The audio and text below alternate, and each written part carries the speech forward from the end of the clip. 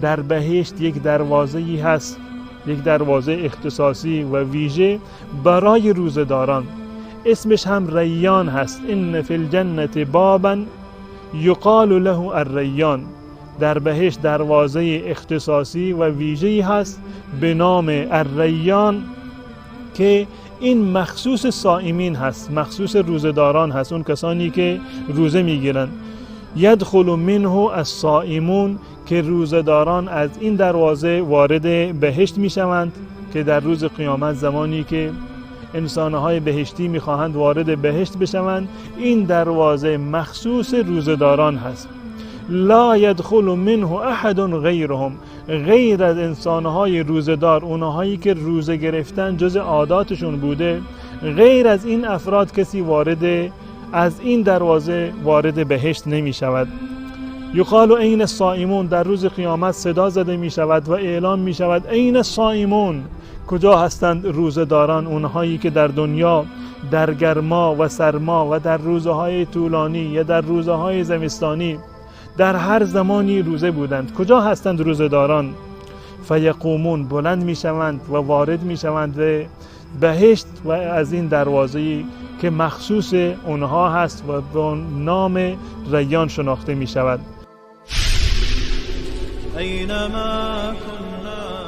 شبکه توحیدی ایمان زلال تقدیم می کند. الحمد لله رب العالمین، والصلاة والسلام علی نبینا محمد و علی آله و صحبه اجمعین. بینندگان عزیز و ارجمند، السلام علیکم و رحمت الله و برکاته. الله متعال به من و شما و بندگان مخلص و ایماندارش فرصت‌های بسیار زیادی رو در اختیارشون گذاشته که با این فرصت‌ها می توانند راه 100 ساله را در یک ماه و چه بسا در یک شب بروند.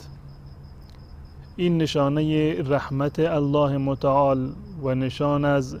لطفی دارد که الله متعال نسبت به بندگانش و به بقیه مخلوقات و آفریدگانش در واقع قائل هست. این روزه و این ماه مبارک رمضان یکی از فرصت‌های استثنایی هست که همین که الله متعال این فرصت را در اختیار من و شما گذاشته،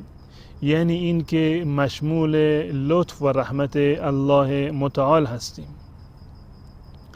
در طول سال 11 ماه تمام انسان دچار خطا می شود، دچار گناه می شود، لغزش های از انسان خواسته و ناخواسته در واقع سر می زند و این از لطف الله متعال هست که به من و شما و برای من و شما فرصت هایی رو قرار داده که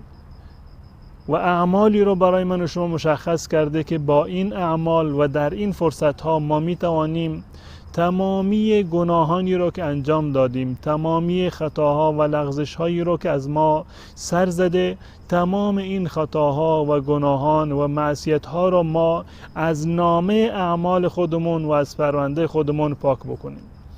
یکی از این راه ها و از این عبادت ها عبادت روزه هست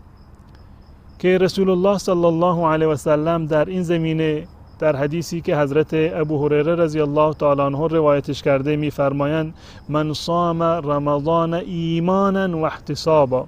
هر کسی که رمضان را این ماه مبارک را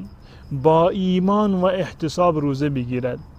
یعنی این که ایمان داشته باشد به وجوب و فرض بودن ماه مبارک رمضان و ایمان داشته باشد به این که این روزه از جانب الله متعال بر ما فرض شده و ایمان داشته باشد به این که این روزه سبب می شود که گناهان ما معاف بشوند. هر کسی که با این ایمان و با این امید ماه مبارک رمضان را روزه بگیرد، رسول خدا صلی الله علیه و سلم می فرماند غفر له ما تقدم من ذنبه، گناهانی را که این انسان در گذشته اش انجام داده در تمام عمری که از اون گذشته، تمام گناهانی رو که انجام داده، الله متعال به خاطر همین روزه تمام گناهان اون رو معاف خواهد کرد. پس بنابراین انسانهایی که دچار گناه شدند، دچار خطا و لغزش شدند، انسانهایی که از بار گناه و از بار خطاهای خودشون مینالند و دنبال راه و چاره‌ای هستند که بتوانند بار گناه خودشان را از دوش خودشون کنار بگذارند، و انسانهایی که در پی این هستند که نامه اعمالشان را پاک بکنند و صاف بکنند،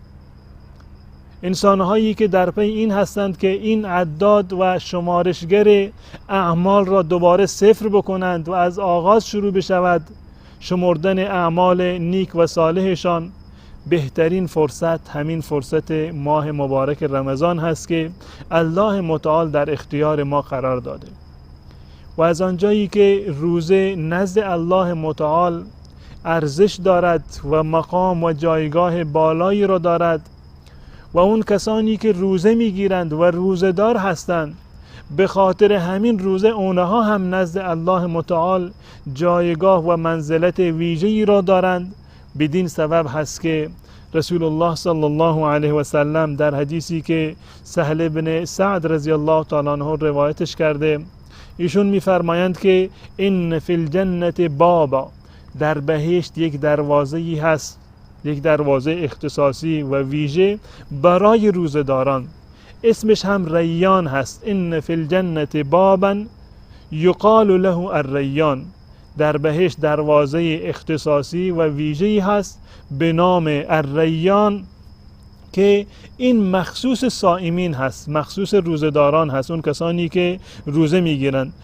یدخل منه الصائمون، که روزه‌داران از این دروازه وارد بهشت میشوند، که در روز قیامت زمانی که انسانهای بهشتی میخواهند وارد بهشت بشوند، این دروازه مخصوص روزه‌داران هست. لا يدخل منه احد غیرهم، غیر از انسانهای روزه‌دار، اونهایی که روزه گرفتن جز عاداتشون بوده، غیر از این افراد کسی وارد از این دروازه وارد بهشت نمی شود. یقال عین الصائمون، در روز قیامت صدا زده می شود و اعلام می شود عین الصائمون، کجا هستند روزه‌داران؟ اونهایی که در دنیا در گرما و سرما و در روزهای طولانی یا در روزهای زمستانی در هر زمانی روزه بودند، کجا هستند روزه‌داران؟ فیقومون، بلند می شوند و وارد می شوند به بهشت و از این دروازه‌ای که مخصوص اونها هست و به نام ریان شناخته می شود. و وقتی که این روزه‌داران از این دروازه وارد بهشت می شوند، بعد از این دروازه بسته می شود و کسی دیگر وارد این دروازه نمی شود. این یک فضیلت هست و یک ویژگی و اختصاصی هست که الله متعال برای انسانهای روزه‌دار قرار داده، و این نشانه محبتی هست و نشانه ارزشی هست که الله متعال با روزه‌داران دارد و مقامی هست که الله متعال برای روزه‌داران در واقع قرار داده. پس بنابراین اگر ما می‌خواهیم که اهل فضل باشیم، اهل شرافت باشیم، اگر ما می‌خواهیم که در روز قیامت جز میهمانان ویژه و خصوصی باشیم که از یک دروازه اختصاصی وارد بهشت میشویم، راهش این است که ماه مبارک رمضان را روزه بگیریم و اضافه بر این روزه های دیگری را که به عنوان روزه مستحب هستند، اون روزه ها را هم روزه بگیریم که ان شاء الله متعال همه من و شما را جزو کسانی قرار بدهد که میهمان ویژه باشیم در روز قیامت و از این دروازه اختصاصی که باب الریان هست و مخصوص روزه‌داران هست ان شاء الله وارد بهشت بشویم. تا برنامه دیگر، الله متعال یار و نگهدار شما باد.